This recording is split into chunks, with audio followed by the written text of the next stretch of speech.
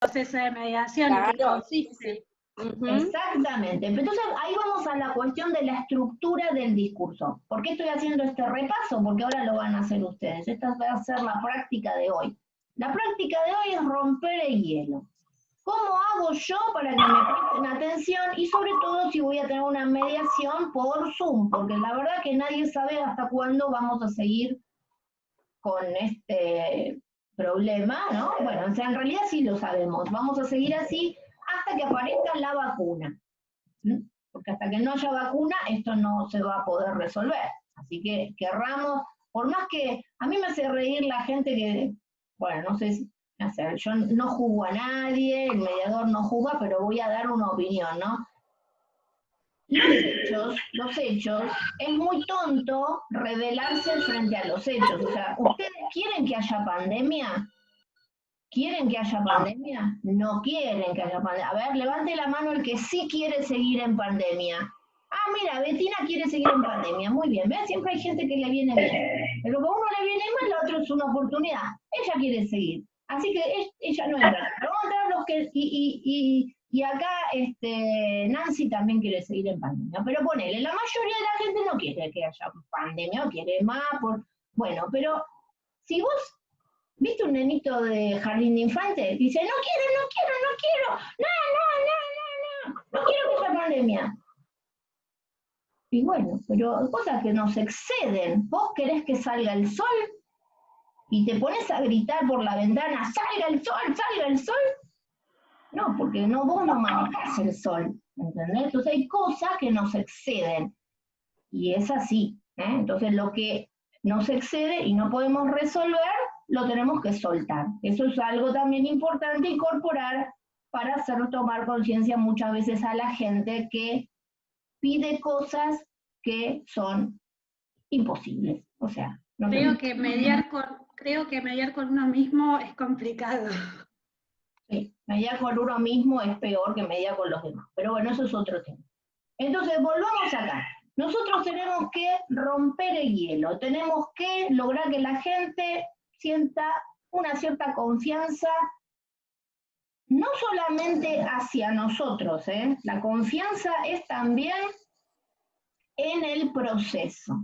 O sea, la gente tiene que confiar en el proceso, porque nosotros somos los que lideramos el proceso, lo llevamos adelante.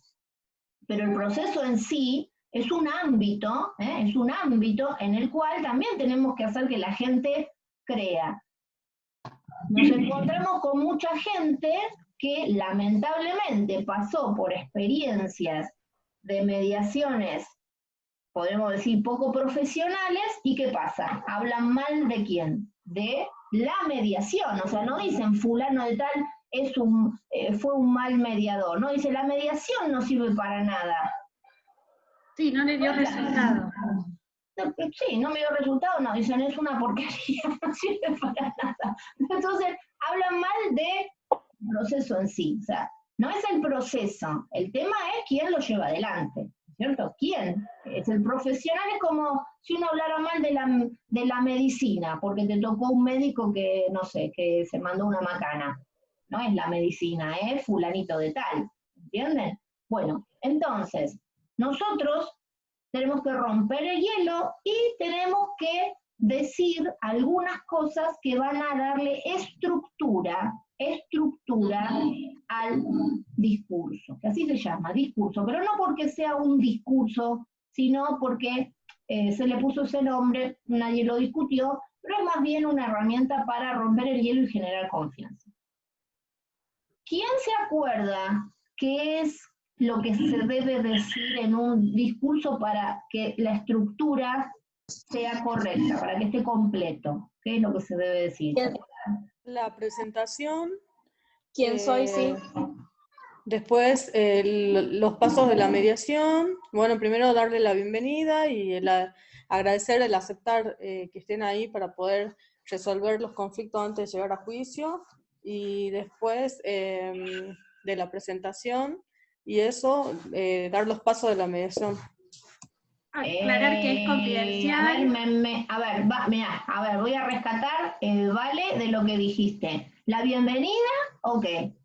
Gracias por estar Sí. acá, bienvenido. La presentación nuestra, yo soy fulanita Sí. de tal, soy abogada, pero acá estoy actuando como mediadora, o soy psicóloga, pero acá estoy actuando como mediadora, Sí. o soy licenciada en recursos humanos, pero acá estoy actuando como mediadora, lo que sea, una presentación breve de quién es uno, Sí. y después ahí me perdí. Yo Acá dije, Ana dice que no nos puede escuchar, pero yo no sé qué hacer. yo dije que es confidencial.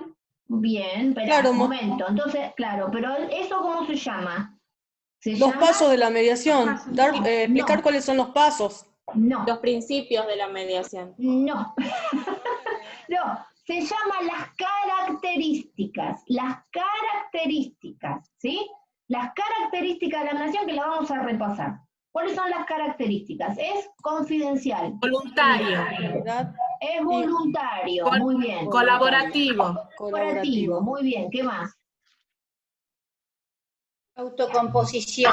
Autocomposición, muy bien. Esa se la tenemos que explicar bien a la gente, ¿no? Que es la autocomposición, porque ahora me lo van a decir ustedes. ¿Qué más? ¿Qué más le tenemos que decir?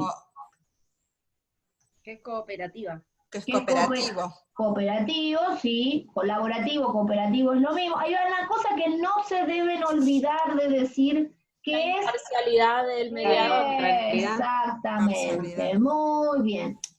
En este caso, y en cualquier caso, en mi rol de mediadora, porque quizás a ustedes, por ejemplo a Luis, lo conocen como, no sé, docente del instituto, pero resulta que ahora está mediando. Entonces, ¿qué le tiene que decir a las personas? Ustedes me conocen acá como docente, pero yo acá no estoy actuando como docente, estoy actuando como mediador. Y como mediador soy imparcial o soy neutral. ¿Cuál es la diferencia entre ser imparcial y ser neutral? ¿Hay alguna La diferencia? imparcialidad es más de la mediación. En realidad el mediador va a tomar partida, pero desde ayudarle con las herramientas, le va a poner a disposición a las partes las herramientas comunicacionales para que ellas puedan arribar a un acuerdo o mejorar su relación. Y la neutralidad es más un punto pasivo, es una actitud pasiva aún del mediador. Sí. En realidad, ¿sabes qué? Nadie es neutral. O sea, no, es imposible que seamos neutrales. ¿Por qué? Porque todos tenemos ideas de cómo son las cosas. Una vez que vos tenés una idea de cómo son las cosas, tenés una creencia, tenés un prejuicio, tenés un pensamiento, y eso está perfecto, porque si no tendríamos el cerebro vacío. Todos tenemos idea de cómo son las cosas. Llegamos hasta acá y nosotros creemos que las cosas son de determinada manera. Eso no quiere decir que cada tanto revisemos nuestras ideas y las podamos cambiar. Pero nadie puede decir que no tiene idea, porque la persona que me diga que está acá y no tiene idea, yo diría, bueno, sospecharía que algo le pasa, ¿no es cierto? Entonces, Imparcialidad. exacto, entonces somos imparciales porque la neutralidad significa que en realidad, o sea, la imparcialidad, ¿qué significa? Que vos asumís que tenés ideas, asumís que tenés pensamientos, asumís que tenés creencias, pero tenés la habilidad de suspender tus propios juicios para que no interfieran con lo que estás mediando. Si te dieras cuenta de que no lo podés hacer, si te dieras cuenta que tu prejuicio, tu pensamiento es más fuerte y se impone y vos querés dar tu opinión, ¿qué tendrías que hacer? Apartarme de la mediación. Exactamente, apartarte de la mediación, porque no lo podrías mediar, porque no podrías manejar tu neutralidad. O sea, no se trata de decir soy neutral porque vos te tomaste la pastilla de la neutralidad, porque no existe la pastilla de la neutralidad, si no todos nos tomaríamos la pastilla de la neutralidad y ya está listo, ya todo lo que me digan a mí me da igual. Y no es así, porque no, si justamente tenemos que generar empatía, lo que el otro me está contando, a mí, de alguna manera, me va a llegar. Porque si no, si yo no me puedo poner en los zapatos del otro y no lo voy a entender.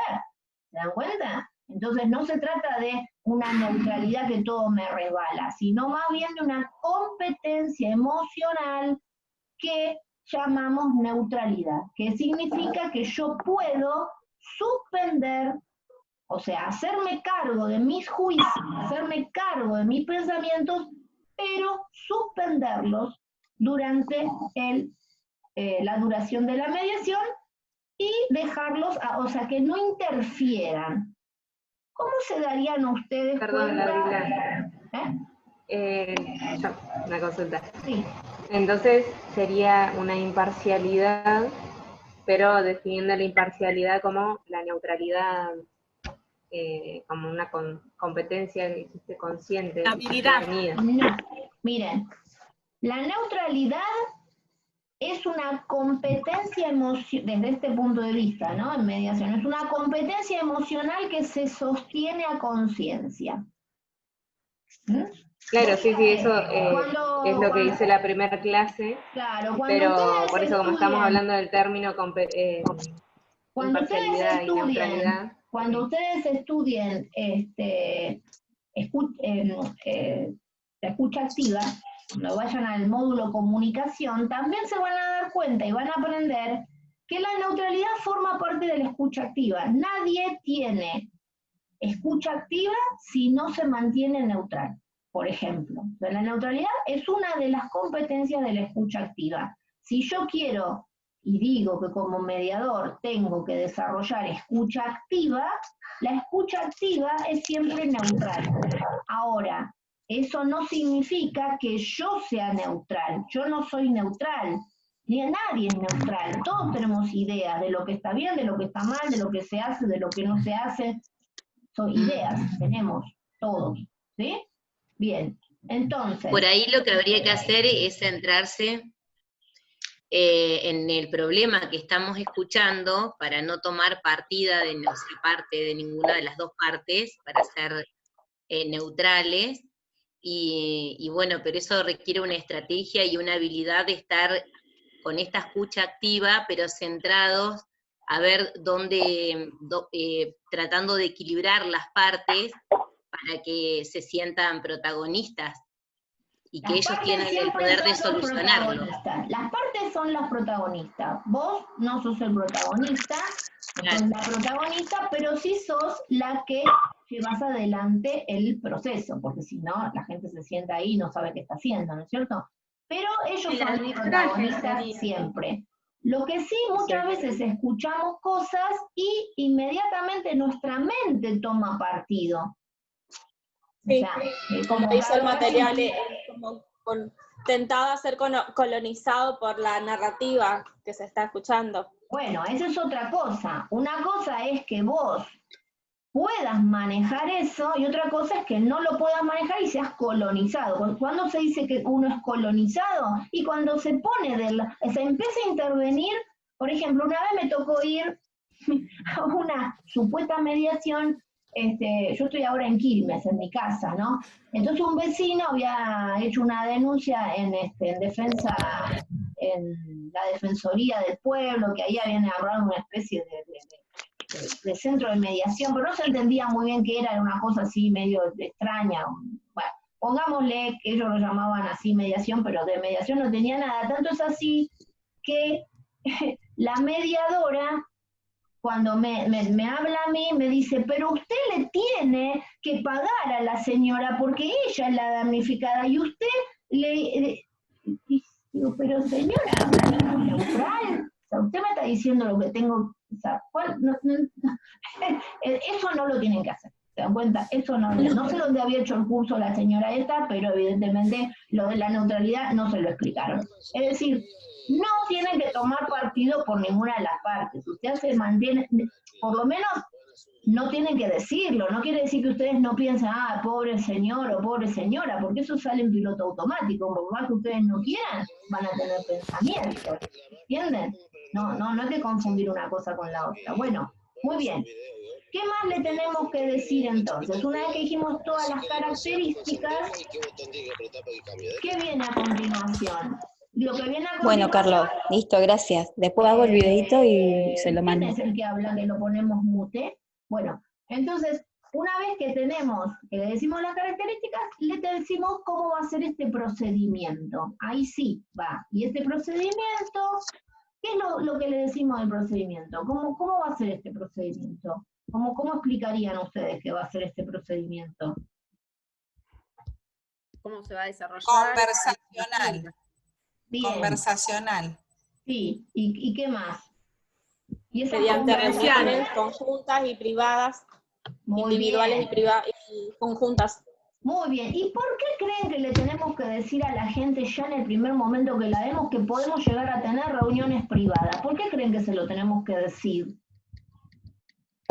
Para que desde el comienzo estén claras las reglas de juego, por decirlo así. Muy bien, muy bien. Porque Perfecto. de alguna manera van a tener la seguridad de que van a poder ser oídos en un ambiente más privado y más donde van a poder sacar realmente sus motivos, ¿no? Y van a poder exponer. Y si hacen una reunión conjunta y una de las partes le dice a ustedes, se acerca y dice, mediador, yo quisiera hablar con usted en privado. ¿Qué hacen ustedes? Hacemos una agenda y todas las partes están en conocimiento de que se va a hacer reuniones privadas, porque si no, no sería transparente el proceso, ¿no? Pero fíjense una cosa, ¿puede a solicitud de una de las partes, puede el mediador negarse a darle un espacio de escucha privado a la parte que lo solicita? No se puede negar. No puede. Lo que puede hacer es ofrecer otro espacio a la otra parte.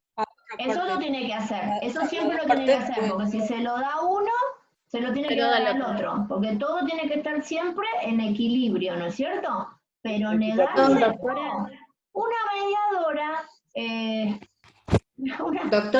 una abogada una vez y me dice, pero usted sabe que le pedimos queríamos decirle algo al mediador que no queríamos que se enterara, la otra parte queríamos hablar, que lo supiera, y la mediadora se negó en rotundo porque no se podía tener reuniones privadas. Digo, bueno, o sea, le faltó leer el libro de todos los libros que tienen que leer ustedes. Todos esos no se los había leído la mediadora esta, y bueno, y entonces, nada, ven, esas cosas, esos son errores, son gaps profesionales graves. Después la gente se queja de que el mediador, pero la verdad que cada mediador, eso no se debe hacer. O sea, si viene una persona y quiere, justamente se tienen reuniones privadas, porque hay muchas cosas que la gente habla en privado que en público no lo va a decir. Doctora. Sí, mire, yo estuve durante 4 años, soy de la ciudad de Cipolletti, y estuve en el área de violencia familiar, y tuve oportunidades de estar varias veces en mediaciones, acompañando a las mujeres, ¿no es cierto?, con sus situaciones. Y bueno, y las mediadoras nos citaban a las dos partes por lugares separados, oficinas separadas. Entonces la mediadora primero conversaba con la víctima, estaba yo también ahí de por medio, acompañando desde el área mujer, y también se mediaba con el agresor, que estaba obviamente en otra oficina. Eso medianamente cuando la situación lo ameritaba y no era de riesgo, ¿no? Por supuesto. Era más, digamos, una mediación más específica familiar, de cuotas alimentarias, de poner acuerdos con respecto a las viviendas y demás. Y bueno, y la mediadora en esos momentos no se negaba en tener citas. Pero ahí te explico algo. La mediación, vos viste que nosotros, o sea, esta es la mediación básica, ¿no es cierto? Mediación básica, es el paraguas genérico. Después tenemos diferentes ámbitos específicos que llamamos especializaciones. Una de esas es penal. Penal tiene unas cuantas diferencias con esto que yo estoy diciendo, y una de las sustanciales diferencias de mediación penal es que se realiza en reuniones privadas, ¿sí? Y cuando son temas de violencia, sí o sí. El tema de la violencia es un tema muy específico de mediación penal y hay mucho para hablar ahí, para entender y qué cosas, cómo hacer un buen diagnóstico de si esa situación se puede mediar o no. Hoy por hoy sabemos mucho de violencia psicológica, que a veces no está tan a la vista como la violencia física, y por ahí tenés delante tuyo un profesional de saco y corbata que es un psicópata de aquellos, y vos con esa persona no vas a hacer un acuerdo, porque esa persona no tiene cero empatía por el otro, no importa nada, te va a decir todo que sí y después va a ser, bueno, pero son otros temas, son bien interesantes, pero lo que digo es que ahora estamos centrados en la mediación básica, no todos los ámbitos se media de la misma manera, pero en penal es sustancialmente diferente. Bueno, volviendo para acá, ¿cómo cerramos ese discurso? Haciendo una pregunta. ¿Piden preguntarme algo? ¿Les quedó alguna duda? Generalmente, ¿qué respuesta creen que van a obtener a eso? Yo tengo una consulta. Como una de las características del proceso teníamos la revalorización propia y el reconocimiento del otro. ¿Eso también se le menciona a las partes en el discurso? Esa no es exactamente una característica del proceso, te explico por qué. La revalorización propia y el reconocimiento del otro es un objetivo que se busca obtener a través de la mediación. ¿Qué significa eso? La revalorización propia tiene mucho que ver con la autocomposición. ¿Qué quiere decir? Quiere decir que aquí los que pueden encontrar soluciones, los protagonistas son las partes. O sea, revalorización propia quiere decir, si yo tengo un problema no necesito que nadie me lo solucione, porque yo tengo la capacidad, tengo los recursos, tengo todo lo que se necesita para solucionarlo. No necesito que venga Juan Pérez, ni que venga el juez, ni que venga nadie. Yo puedo solucionarlo, pero para eso me tengo que empoderar. O sea, esa revalorización propia desde otro lugar, mediación transformativa lo llamaría empowerment, ¿no es cierto?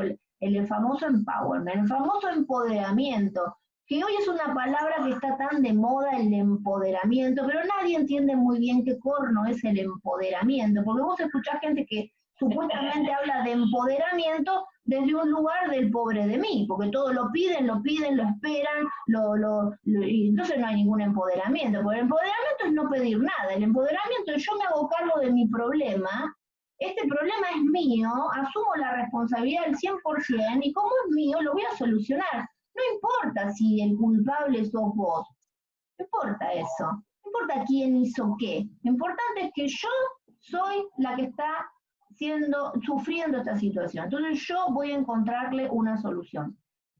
Ahora fíjate esto, ¿no? Que entra dentro de las características del proceso y es a mi criterio es la más difícil, que la gente le caiga la ficha en esto, que es, no buscamos culpables, esto no es un juicio, no buscamos culpables, acá buscamos soluciones, señores, soluciones, por eso este proceso es creativo, porque ustedes pusieron mucho el foco en lo colaborativo, pero se olvidaron de lo creativo. Es un proceso creativo. De hecho, dentro de los módulos, el módulo 5 habla de creatividad. Si no hay pensamiento creativo, si no hay apertura a pensar las cosas desde otro lugar, no hay solución posible. Un problema fue creado en un nivel de pensamiento. No se puede solucionar con el mismo nivel de pensamiento. Si vos seguís pensando las cosas de la misma manera, no vas a encontrar soluciones. Para eso está el mediador, para que vos hagas una apertura mental, no para decirte lo que tenés que hacer, sino para que se te prenda la lámpara, decir, bueno, quizás no es tan así, quizás esto es de otra manera. Entonces, eso es la revalorización propia. Y el reconocimiento del otro significa correrse del lugar de buscar un culpable. No, este otro está en el mismo barco que yo.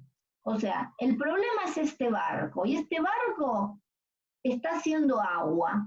Ahora, yo me pongo a pelear porque eres el culpable de haber hecho el agujero en el barco, y ¿sabes qué? Nos hundimos los dos. No es eso, el tema es cómo solucionamos. Esto que estoy diciendo así con un ejemplo tan burdo y tan de perogrullo, es lo más difícil con lo que ustedes se van a encontrar en la gente, porque la gente va a la mediación en el nivel de pensamiento de culpable. Yo soy inocente, vos sos culpable, y yo no tengo nada que ver, y vos hiciste todo esto, y yo estoy acá por tu culpa. Todo esto no sirve para nada, ¿entienden? Acá eso no sirve para nada. Acá lo único, el foco está puesto en la solución. ¿Y dónde están las soluciones? ¿Dónde están las soluciones? En las personas. En las personas. En ellos mismos. En ellos mismos. ¿Dónde están las soluciones? Las soluciones, hay millones de soluciones para los problemas. Millones de soluciones. Lo único que hay que pensar es creativamente, soluciones poco ortodoxas. No siempre se tienen los